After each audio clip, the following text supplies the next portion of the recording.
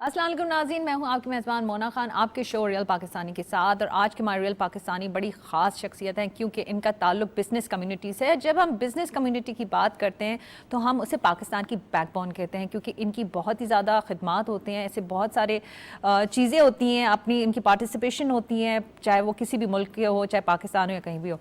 जब हम अपने रियल पाकिस्तान की बात करते हैं, इनकी माशाल्लाह से बहुत ही खिदमात हैं और इनकी खिदमात पर हुकूमत पाकिस्तान की जानिब से सितारे इम्तियाज़ भी उन्हें दिया गया है। लेकिन इनका ये कहना है कि एक्चुअली में ये जो कदम है, ये जो बिज़नेस है, ये जितनी भी मेरी खिदमात हैं, मैं अपने वालिद साहब को इसका सेहरा देना चाहूँगा क्योंकि वालिद साहब ने ये कदम उठाया था तो आज जो है उनकी वजह से मैं यहाँ पर हूँ।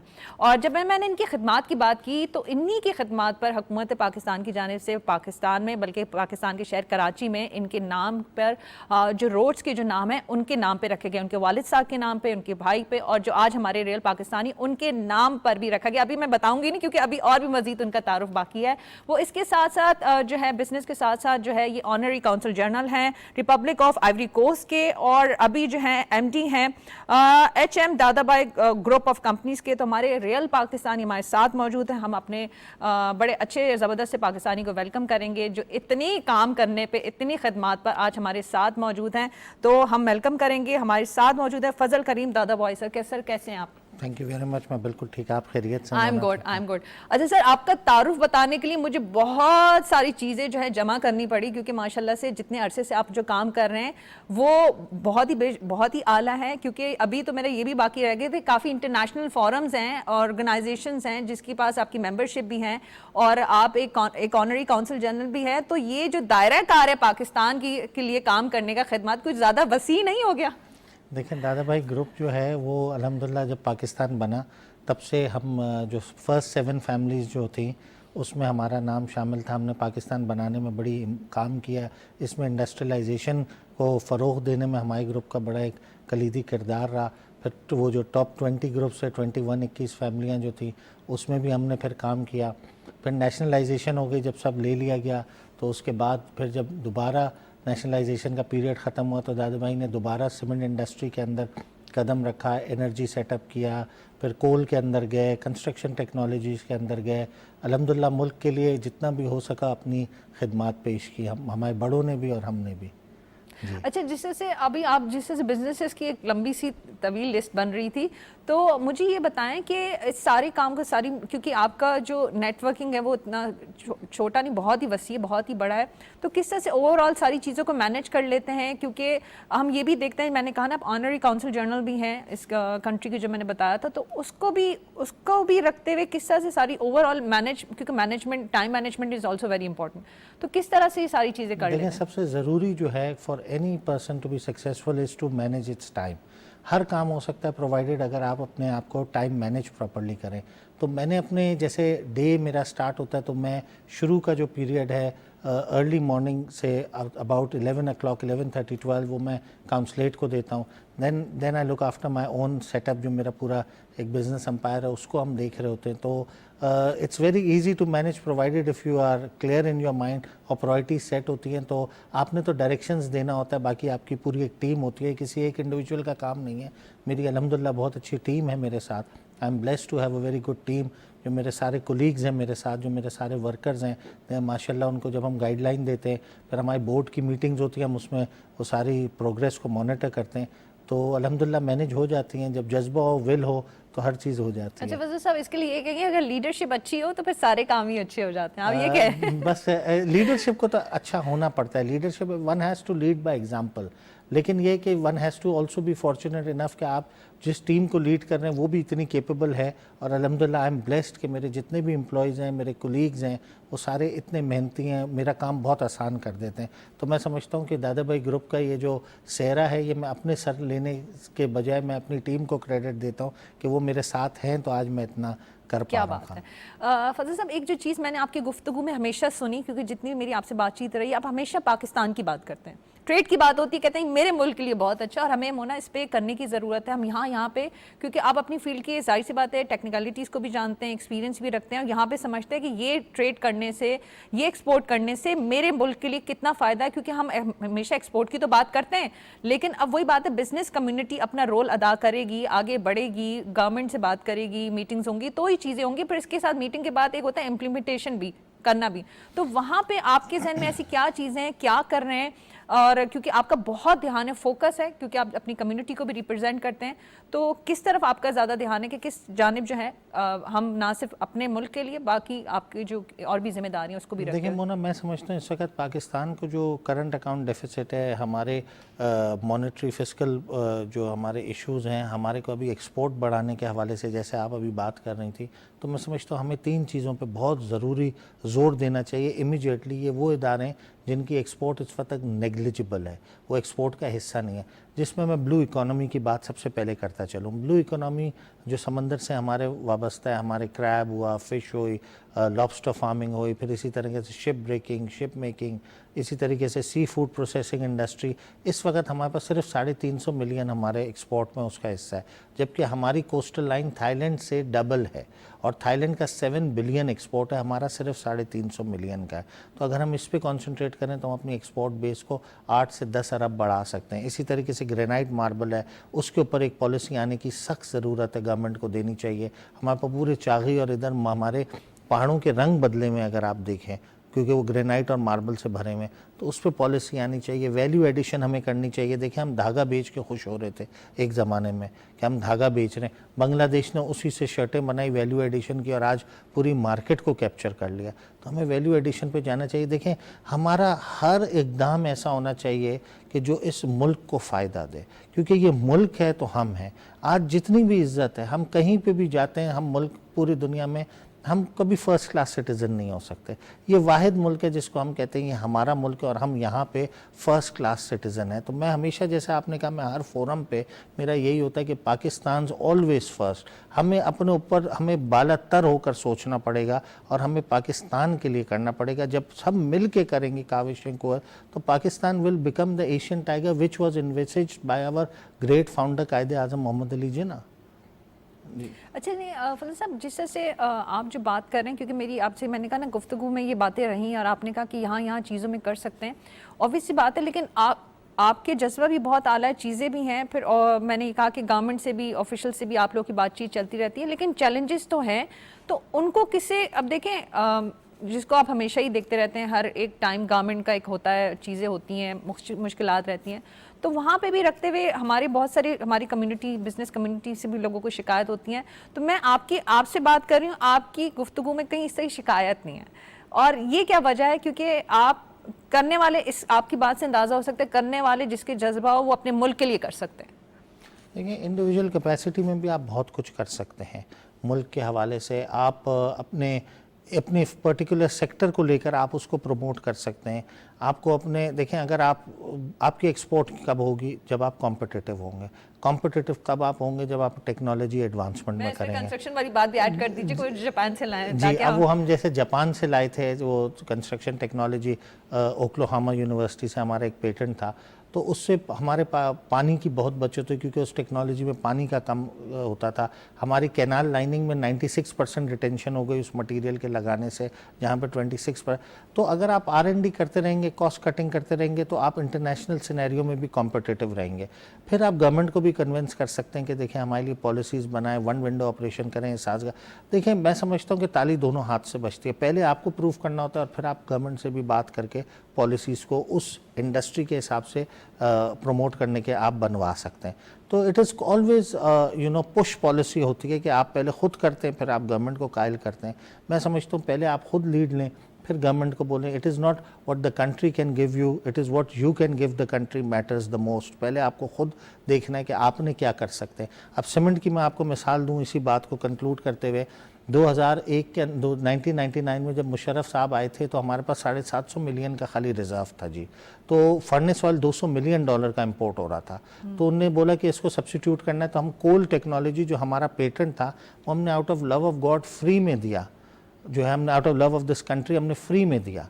और आज पूरी सीमेंट इंडस्ट्री कोयले पे, अगर आज फर्नेस ऑयल पे होती तो पूरी सीमेंट इंडस्ट्री बंद होती। तो ऐसे इकदाम हमने करने अपने मुल्क के लिए। सेल्फलेस नहीं हो, हमने सेल्फिश नहीं होना है, सेल्फलेस होकर काम करना है, बालातर होकर काम करना है।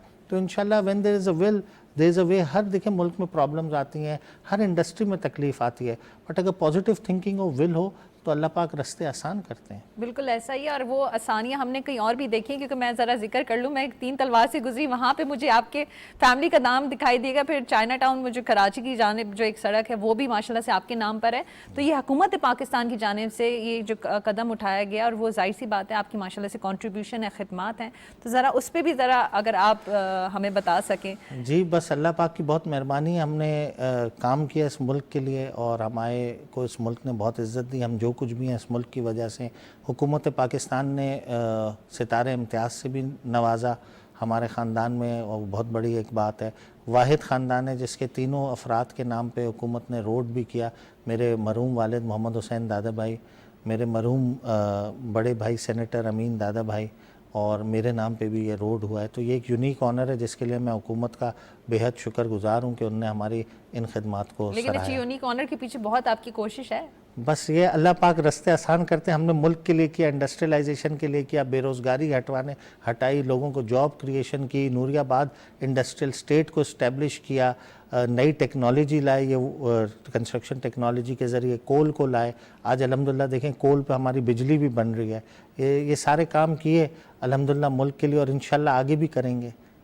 आप पाकिस्तान के सफ़ीर के साथ साथ रिपब्लिक ऑफ आइवरी कोस्ट के भी सफ़ीर हैं, तो वहाँ पे किस तरह से चीज़ों को कर रहे होते हैं, उनके लिए क्या चीज़ें आपकी कोशिश है, क्योंकि वो एक अफ्रीकन कंट्री है, क्योंकि वहाँ पे भी आपकी जाहिर सी बात है खिदमात और वो जो आपकी एक्सपीरियंस को रखते हुए वो भी इस चीज़ से फ़ायदा ले रहे हैं। देखिए मैं ऑनरी काउंसिल हूँ आइवरी कोस्ट का, और आइवरी कोस्ट का जब मैं काउंसिल बना तो उस वक़्त हमारी ट्रेड बिल्कुल मिनिमम थी। अब हमारी ट्रेड एक वक्त में तो हमारी $500 मिलियन क्रॉस कर गई थी, बट अभी हमारी सिर्फ 250 मिलियन पे, ये कोविड के बाद। वहाँ पे हमें इंडिया से बड़ी मज़ाहमत आ रही थी, वहाँ पे उनकी राइस की बड़ी एक्सपोर्ट थी, तो हमने साइलो वाइले बनाए। वहाँ पे प्रेसिडेंट साहब को मैंने रिक्वेस्ट की, तो इंडिया को हमने बासमती राइस से आउट कर दिया। क्या बात है। फिर लेकिन उसके बाद ये जब कोविड आया तो उनकी दोबारा एंट्री हो गई, हम लोग थोड़ा पीछे हट गए थे हमारे राइस एक्सपोर्टर्स। बट अभी अल्हम्दुलिल्लाह लास्ट ईयर हमारी फॉरेन मिनिस्टर साहिबा भी आई, उन्होंने अज़म किया कि जो है हम ताल्लुकात बढ़ाएं पाकिस्तान के साथ, तो हमारी एम्बेसी भी पाकिस्तान की वहाँ खुल गई है। और अभी प्रेसिडेंट भी आए हुए थे नेशनल असेंबली के, तो दोनों पार्लियामेंट के बीच में एग्रीमेंट भी हुआ। और आपको ये जान के खुशी होगी कि जब इंडिया ने 370 अबॉलिश किया था, तो उस वक़्त उसमें मेरा एक छोटा सा रोल ये था कि मैंने आइवरी कोस्ट को सेंसिटाइज़ किया इंडिया की बर्बरियत के हवाले से, जो उनका स्टेट स्पॉन्सर्ड टेररिज्म वो कर रहे हैं उस हवाले से, और आइवरी कोस्ट को कायल किया कि वो पाकिस्तान के मौक़िफ़ की तायद करे, जो वहाँ पे अल्हम्दुलिल्लाह हुई। और उसके बाद जो है आइवरी कोस्ट ने पाकिस्तान को ह्यूमन राइट्स के अंदर भी वोट किया। तो ये मेरे से अल्लाह पाक ने ये काम करवाया, जिसके लिए मैं बेहद शुक्रगुजार हूँ कि मुल्क के लिए हम कुछ काम आए, और इंडिया को हमने जो है पसपा किया उसके इरादों को, और उसको जो है जो उसका मकाम था ज़िल्लत का, वो उसको दिलवाया वहाँ पे भी।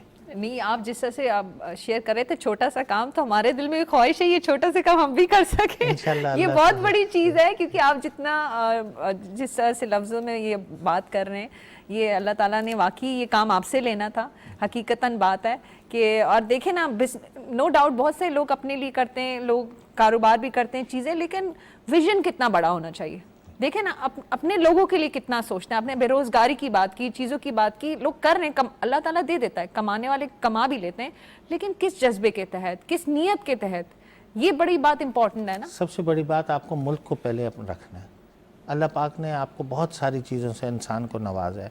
मैं आज भी देखे मोना इस बात को करता हूँ कि हमारा मुल्क गरीब है लेकिन लोग अमीर हैं। अभी भी आपने देखा कि वही सारी चीज़ें चल रही हैं, ऐसा लगता नहीं है कि मुल्क इतनी तकलीफ़ में। तो लोगों के पास पैसा है, मुल्क गरीब है। मैं कहता हूँ लोगों पे खर्च करें, अपने आप पे खर्च ना करें। अभी भी आप देखें लोग बहुत सारी बेफजूल खर्चियाँ शादियों में कर देते हैं, 1000 लोगों को खाना खिला देते हैं।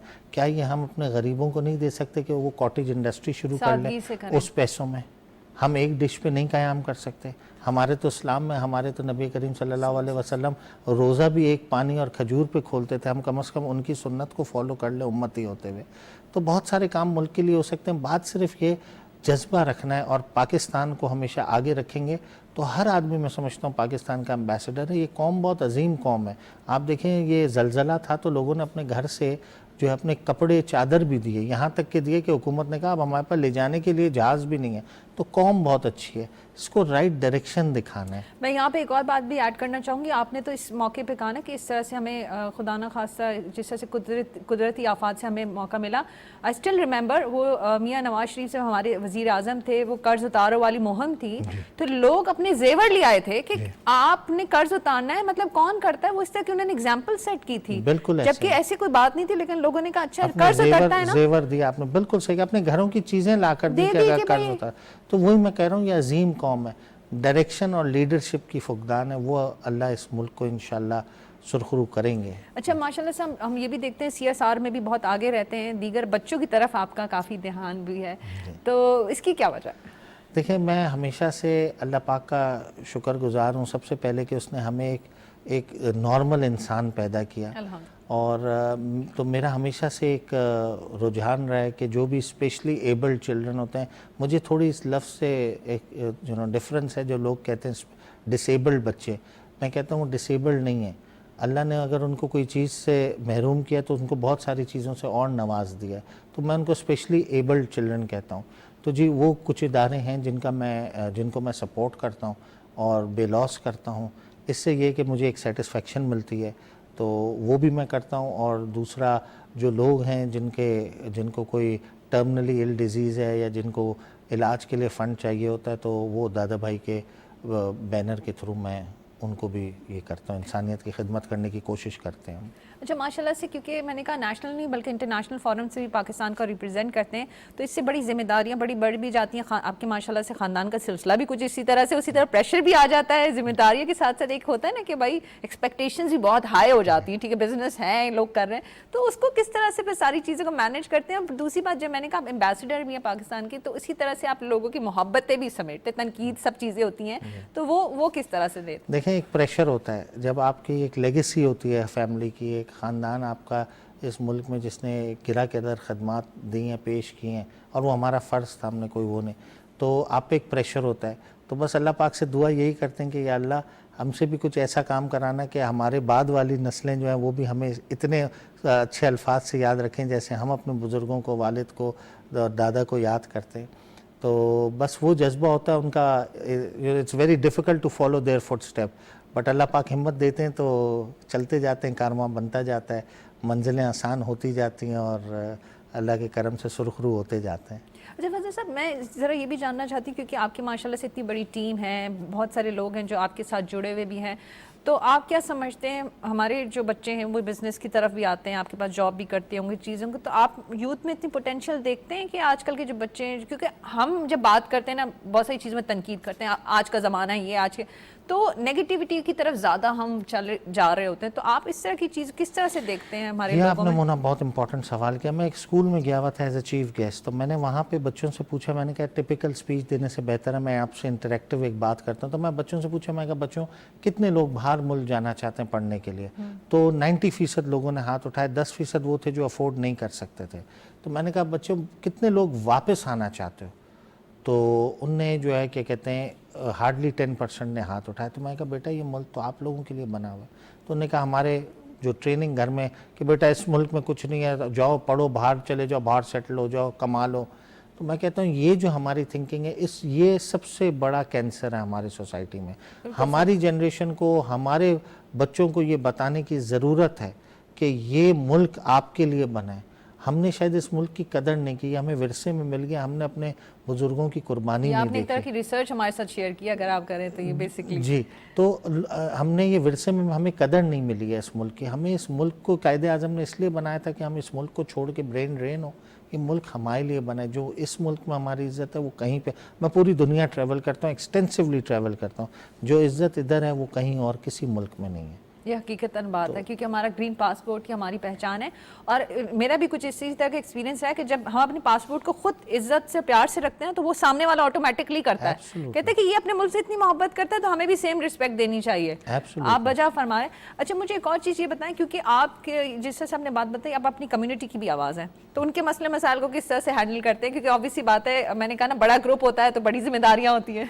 बिजनेस कम्युनिटी की बात कर रही हैं? बिजनेस कम्युनिटी के सारे लोगों के सजेशंस आते हैं, हम सुनते हैं कुछ सजेशंस जो होते हैं उस पर हम डिबेट भी करते हैं कि नहीं ये आप ज़्यादती कर रहे हैं, फिर उसकी एक समरी बनाकर जो है फिर हम अपने अपने एफर्ट्स डालते हैं, गवर्नमेंट को परस्यू करते हैं कि जो छोटी इंडस्ट्रीज़ हैं, कॉटेज इंडस्ट्री हैं, स्मॉल इंडस्ट्रीज़, उनके लिए ये पॉलिसीज़ करें, मीडियम साइज़ के लिए ये करें। तो एक उन सबको साथ लेकर जो है चलने की कोशिश करते हैं, उनको भी कन्विंस करते हैं जो ज़्यादतियाँ वो कर रहे होते हैं, और फिर जो है क्या कहते हैं गवर्नमेंट से भी जहाँ पे हैंडेडनेस हो रही होती है तो उनसे भी करते हैं। तो ये एक बड़ा फाइन मिक्स चल रहा होता है। और आपको एक और बात अच्छी बताता चलूँ काउंसलेट के ज़रिए से ही कि अभी आपने रिसेंटली देखा होगा ये एक फंक्शन भी हुआ था, हमने कराची और अबीजान को ट्विन सिटी डिक्लेयर करवाया, वेरी नाइस, सिस्टर सिटी। तो इससे ये होगा कि लोगों के इंटरेक्शन सोशली, कल्चरली और बिजनेस वाइज इंटरेक्शन दोनों ममालिक की बढ़ेंगे। यहाँ से लोग उधर जाएंगे, वहाँ से इधर आएंगे। और आपको ये जान के भी खुशी होगी कि अब नेक्स्ट स्टेप जो हम करने जाएंगे वहाँ पे इंशाल्लाह वो अबीजान के अंदर मोहम्मद अली जिन्ना रोड एक नॉमिनेट करवाएंगे, और इसी तरह उनके जो फाउंडर हैं फेलिक्स इबॉट बियोगनी, उनका भी नाम से इंशाल्लाह रोड मुंसलिक इधर होगा। इससे दोनों मुल्क के ताल्लुकात में और बेहतरी होगी, और हमारी जो एशिया के अफ्रीका में जो ग्रिप होनी है इकनॉमिक, वो भी बढ़ेगी इंशाल्लाह। अच्छा, मुझे अब ये बताएं, क्योंकि आपकी जिससे से मैं सारी चीज़ों में मैंने नोट किया कि आप हर चीज़ में अपने वालिद साहब के नक्शे कदम को फॉलो करें, अपनी लेगेसी को, तो उनकी कौन सी बात, चाहे वो वालिद हो या आपके दादा हो, क्योंकि आपकी गुफ्तगू में दादा भी आपने कोई जहन में रखते हुए कुछ चीज़ों को सिर्फ फोकस्ड हैं, क्या ऐसी चीज़ें, क्या उनकी नसीहत थी जिसको आपने हमेशा याद रखा और उस चीज़ को फॉलो करें? एक दो बातें जो मैं हमेशा उनकी याद करता हूँ और हमेशा याद आती भी हैं, बच्चों को भी कहता हूँ। वो हमेशा एक बात कहते थे, बेटा शॉर्टकट दुनिया में मत ढूंढना, शॉर्टकट में सिर्फ जलालत है और कुछ नहीं है, ज़िल्लत के अलावा कुछ नहीं मिलेगा आपको। तो शॉर्टकट ना करें, मेहनत मेहनत और मेहनत करें, सच्ची नीयत से मेहनत करें, अल्लाह पाक रास्ता देंगे। और दूसरी बात वो ये कहते थे, बेटा कोई भी इक़दाम करना है ऐसा करना कि जिससे इज़्ज़त घटे ना, इज़्ज़त बढ़े। वो कहते थे बेटा इज़्ज़त बढ़ा नहीं सकते तो घटाना नहीं, खुशी नहीं दे सकते तो गम मत देना। तो हमने हमेशा उस चीज़ को फॉलो किया जो उनकी हिदायत थी, उसी चीज़ को हमने अपना मोटो बना कर रखा। और आज भी अब मैं भी अपने बच्चों को यही कहता हूँ कि इस फ़िलॉसफी को लेकर चलना, ताकि ये है कि ज़िंदगी में कामयाबी भी हो और कोई ऐसा इक़दाम ना हो जिससे नज़रें नीचे करके आना हमारे आगे। अच्छा, अब अपने बच्चों की बात करें, हम चाहेंगे हमारे देखने वालों के लिए, जो दीगर बच्चे हैं, जो दीगर नाज़रीन हैं, उनके लिए कोई मैसेज या पैगाम आप देना चाहें? बच्चों के लिए ये कि बच्चों, ये मुल्क आपका है, इस मुल्क में जितना आपके लिए पोटेंशियल और स्कोप है वो दूसरे मुल्क में आपको कभी भी नहीं मिलेगा। आप सेकंड क्लास सिटीज़न रहेंगे। जो आसाइशें इधर हैं वो आपको कहीं और नहीं मिलेंगी। मैं पूरी दुनिया ट्रैवल करके आया हूँ। ये मुल्क आपका है, ये मुल्क आपके लिए बनाया गया है, आप लोगों ने ही इसको चलाना है। और दूसरा, मेहनत करिएगा, मेहनत से ना कभी पीछे हटें, ये मेरा पैगाम होगा। There is no shortcuts. और दूसरा, मैं पेरेंट्स से ये कहूँगा कि बच्चों को प्लीज़ देखें, आजकल जो ड्रग कल्चर स्कूल्स में फैल रहा है, इस हवाले से पेरेंट्स का बहुत रोल बनता है कि पेरेंट्स जो हैं इस मेनेस को रोकें और अपने बच्चों पे नज़रें रखें, क्योंकि हमारा सरमाया पाकिस्तान का यूथ है, और अगर यूथ ड्रग्स में पड़ गया तो हमारा मुल्क ख़त्म हो जाएगा। आपने वजह फरमाया, और इसकी भी वजह सोशल मीडिया, स्पेशली मोबाइल जो है, मोबाइल के ज़रिए एक ज़रिया होता है जिससे राब्ते और चीज़ें होती हैं, उस पर भी नज़र रखने की ज़रूरत है। ये लोग जो आज एक वर्ड ईजाद हो गया ना, प्राइवेसी, तो इस तरह की कोई चीज़ होनी नहीं चाहिए जब तक बच्चा जो है वो एक समझदार एक उम्र में के ना हिस्से में। ये बहुत इंपॉर्टेंट बात आपने की, बहुत शुक्रिया फजल साहब, आपके लिए बहुत सारी दुआएं, इसी तरह से आप काम करते रहें, और आप जो यूथ के लिए स्पेशली बड़े फोकस हैं, बच्चों के लिए, क्योंकि यही हमारा फ्यूचर है। अल्लाह ताला इंशाअल्लाह ताला एक अच्छी उम्मीद के साथ, अगर उनका ब्रॉटअप भी होते, एक अच्छी उम्मीद सोच के साथ कि वो आगे वाले दिन में इस मुल्क के लिए काम करें। बहुत शुक्रिया जी। नाज़रीन, ये थे हमारे रियल पाकिस्तानी फजल साहब। आपने उनकी गुफ्तगू सुनी और उन्होंने यही बात बिल्कुल बजा फरमाई कि लाइफ में कोई शॉर्टकट नहीं होता। और एक और बड़ी इंपॉर्टेंट बात कि अगर आपको कामयाबी मिल जाती है ना, उस कामयाबी को मेनटेन करना भी बड़ा इंपॉर्टेंट होता है, क्योंकि हमेशा जो है आप कामयाब सिचुएशन में नहीं रहते, क्योंकि जवाल भी कभी ना कभी किसी न किसी सूरतों में हिस्सा बन सकता है। तो इसलिए अपने आप को मेंटली प्रिपेयर्ड रहें, किसी भी काम करने के लिए अच्छी नीयत करें, कोशिश करें, मेहनत करें और अपने मुल्क पाकिस्तान की खिदमत करें, इससे प्यार करें, क्योंकि ये मुल्क है। तो हमें इसी बात के साथ अपना बहुत ख्याल रखें। मुझे मोना खान को इजाज़त दीजिएगा। पाकिस्तान जिंदाबाद।